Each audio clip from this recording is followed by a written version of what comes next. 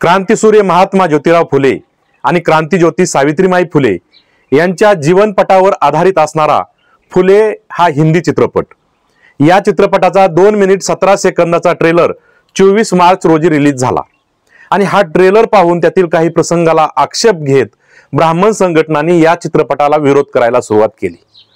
त्यांनी केलेला हा विरोध योग्य आहे की अयोग्य आहे आणि फुले चित्रपट हा जातीयवादी आहे की वास्तववादी आहे या संदर्भात आपण या व्हिडिओमध्ये माहिती पाहणार आहोत। चॅनलवर आपण नवीन असाल तर साहित्य जागर यूट्यूब चॅनल सबस्क्राइब करायला विसरू नका आणि हा व्हिडिओ शेवटपर्यंत पहा।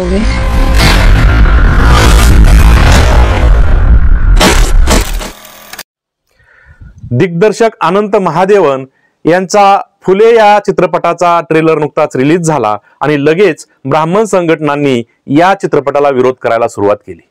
त्यांचं म्हणणं आहे की या चित्रपटामध्ये सावित्रीबाईंवर चिखलसेन फेकून मारणारी ब्राह्मण मुलं दाखवलेली आहेत, त्यांना शेंडी दाखवली, त्यांना जानवं दाखवलं आणि शेंडी जानवं हा आमच्या अस्मितेचा विषय आहे, त्यामुळे हे दाखवू नये, या प्रसंगाचा वाईट परिणाम आमच्या मुलांवर होऊ शकतो असं संघटनांचं मत आहे। जर सावित्रीबाईंवर चिखलसेन फेकून मारणारे ब्राह्मण दाखवायचे नाहीत तर सावित्रीबाईंवर चिखलसेन फेकून मारणारे कोण होते असं दाखवायचं, असा प्रश्न जर संघटनांना विचारला तर त्यांच्याकडे उत्तर आहे का?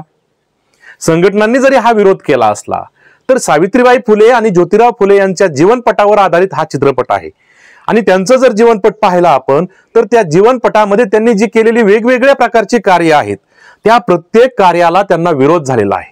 आयुष्यभर ते विरोध सहन करत आलेले आहेत, मग प्रत्येक गोष्टीला त्यांना विरोध होत गेलेला आहे। मग ते विरोध करणारे नेमके कोण होते याचा इतिहास जर तपासून पाहिला तर आपल्याला याचं उत्तर नक्कीच मिळणार आहे। संघटना म्हणतायत हा चित्रपट जातीयवाद वाढवणारा आहे, परंतु वास्तव इतिहास जर चित्रपटामध्ये मांडलेला असेल तर त्याला जातीयवादी चित्रपट असं म्हणता येणार नाही असं मला वाटतं। महात्मा ज्योतिराव फुलेंच्या आयुष्यामधले अनेक प्रसंग जर आपण पाहिले तर प्रत्येक प्रसंगामध्ये प्रत्येक काम करत असताना फुलेंना विरोध झालेला आहे। मग हा विरोध नेमका कुणी केला आहे हे आपण तपासून पाहिलं पाहिजे। फुलेंचा सखाराम परांजपे नावाचा ब्राह्मण मित्र होता, त्याच्या वरातीला त्यानं फुलेंना बोलावलं होतं। फुले त्या परांजपेच्या वरातीमध्ये गेले, परंतु वरातीमध्ये गेल्यानंतर बाकीच्या ब्राह्मणांनी पाहिलं की हा शूद्राचा मुलगा ब्राह्मणाच्या वरातीमध्ये का सामील झालाय। ते ज्योतिराव फुलेंजवळ गेले आणि फुलेंना वरातीमधून त्यांनी हाकलून लावलं। फुलेंनी विचार केला, मला आमंत्रण होतं, माझ्या मित्राच्या वरातीमध्ये मी सहभागी झालो होतो आणि मला मात्र या ठिकाणाहून हाकलून लावलं। मला का हाकलून लावलं, माझा अपमान केला, या अपमानाचं मूळ नेमकं कशात आहे हे मला तपासायचं आहे। आणि मग फुलेंनी धर्मग्रंथांचा अभ्यास केला, धर्मग्रंथांची चिकित्सा केली, तेव्हा त्यांना समजलं की या सर्व गोष्टीचं मूळ आहे ते वर्ण व्यवस्थेमध्ये आणि जाती व्यवस्थेमध्ये आहे। आणि म्हणून फुलेंनी गुलामगिरी नावाचं पुस्तक लिहिलं, फुलेंनी ब्राह्मणाचे कसब नावाचं पुस्तक लिहिलं, समाजाला जागृत करण्यासाठी ही पुस्तकं त्यांनी लिहिलेली होती। म्हणजे फुलेंना वरातीमधून हाकलून देणारे ब्राह्मण होते।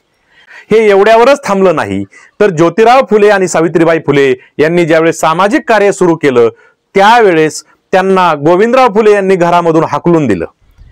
गोविंदराव फुले यांनी आपल्या मुलाला आणि सुनेला घरामधून हाकलून दिलं, ते कुणाच्या सांगण्यावरून हाकलून दिलं याची इतिहासामध्ये जर आपण तपासणी केली तर याचं उत्तर सुद्धा ब्राह्मणच आहे। ज्योतिराव फुलेंनी विधवा पुनर्विवाह, सतीप्रथा बंद करणे, मुलींना शिक्षण देणे यासारखे जे कामं केलेले आहेत त्या प्रत्येक कामामध्ये विरोध करणारे कोण होते याची सुद्धा इतिहासाने नोंद घेऊन ठेवलेली आहे। महात्मा ज्योतिराव फुलेंचं कार्य जोमानं चालू होतं, काही केल्या ते थांबत नव्हते, म्हणून महात्मा ज्योतिराव फुलेंवर मारेकरी घातले गेले। रोडे मांग आणि धोंडीबा कुंभार नावाचे मारेकरी फुलेंवर घातले। या धोंडीबा कुंभार आणि रोडे मांग यांना ज्योतिराव फुलेंना मारण्याची सुपारी देणारे कोण होते याची सुद्धा नोंद इतिहासामध्ये केलेली आहे आणि त्याचं उत्तर सुद्धा ब्राह्मणच आहे। शेवटच्या काळामध्ये ज्योतिराव फुलेंनी सत्यशोधक समाजाची स्थापना केली आणि सत्यशोधक धर्म समाजाला सांगितला, तो कोणत्या धर्माला कंटाळून सांगितला होता हेही आम्ही तपासून पाहणं गरजेचं आहे। चित्रपटाच्या या ट्रेलरमध्ये फुले म्हणतात, अंग्रेजों की गुलामी तो 100 साल की है, मैं लोगों को जिस गुलामी से मुक्ति दिलाना चाहता हूं वो गुलामी 3000 साल पुरानी है। मग 3000 वर्ष जुनी असणारी गुलामगिरी कुणाची होती हे काही वेगळं सांगण्याची कुणाला गरज नाही असं मला वाटतं। ब्राह्मण संघटनांनी फुले या चित्रपटाला विरोध केला ते एक फार बरं झालं, कारण या निमित्तानं लोक चर्चा करू लागले आहेत। या निमित्ताने खरं काय खोटं काय याची चिकित्सा लोक करतील, शोधून काढतील। ज्या पद्धतीनं महात्मा ज्योतिराव फुलेंचा वरातीमध्ये हाकलून अपमान केला आणि फुलेंनी धर्मग्रंथांची चिकित्सा केली त्याच पद्धतीनं लोक आता फुले चित्रपटाला विरोध का होतोय हे तपासून पाहतील असं मला वाटतं. या देशामध्ये धर्माच्या आणि जातीच्या नावावर लोकांना भडकवलं जातं हे काही नवीन नाही. या ट्रेलर मधलं शेवटचं वाक्य आम्हाला लक्षात ठेवावं असं वाक्य आहे. यामध्ये ज्योतिराव फुले म्हणतात, हमारा देश एक भावुक देश है, यहाँ धर्म और जाति के नाम पर एक दूसरों से लड़ाना बड़ा ही सरल है, ये भविष्य में भी होगा, बस क्रांति के इस ज्योत को जलाए रखना. ज्योतिराव फुलेंनी जो संदेश दिलेला आहे तो संदेश आम्हाला लक्षात ठेवणं गरजेचं आहे. डॉक्टर बाबासाहेब आंबेडकर सुद्धा म्हणाले होते, जागृतीचा अग्नी अखंड तेवत ठेवा. यासाठी आम्हाला वाचावं लागणार आहे, चिकित्सा करावी लागणार आहे, कोणतीही गोष्ट ही तपासून घ्यावी लागणार आहे.